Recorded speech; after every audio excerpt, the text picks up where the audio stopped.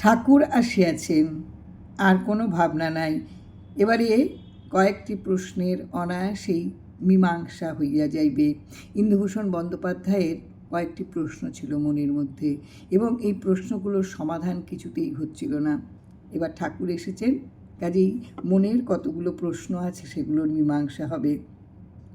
ঠাকুর আসা মাত্রই সঙ্গে সঙ্গে অনেক যারা আশ্রিতজন তারা এসে জুটলেন, এবং শীঘ্রই ইন্দুভূষণ বাবুর বাড়ি একেবারে বৈঠকখানা ঘরটা ভরে গেল উপস্থিত ভদ্রলোক সকলের।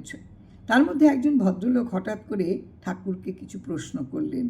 ঠাকুর উত্তরে বললেন, বুঝতে চাইলে বুঝতে পারে না, বুঝতে না চাইলে বুঝাইয়া দেয়।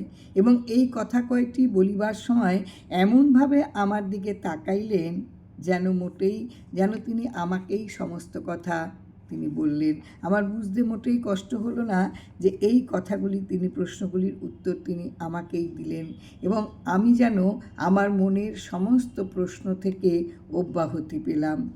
ইহার প্রায় 1 মাস পরে দুপুরবেলা শুইয়া আছি, অর্ধজাগ্রত অর্ধনিদ্রিত অবস্থা। হঠাৎ এক আশ্চর্য উপায়ে আমার কয়েকটি প্রশ্নের সমাধান হইয়া গেল। এই যে বলছেন, বুঝতে চাইলে বোঝা যায় না, না বুঝতে চাইলে বুঝাইয়া দেয়। অপূর্ব। জয় রাম, জয় রাম।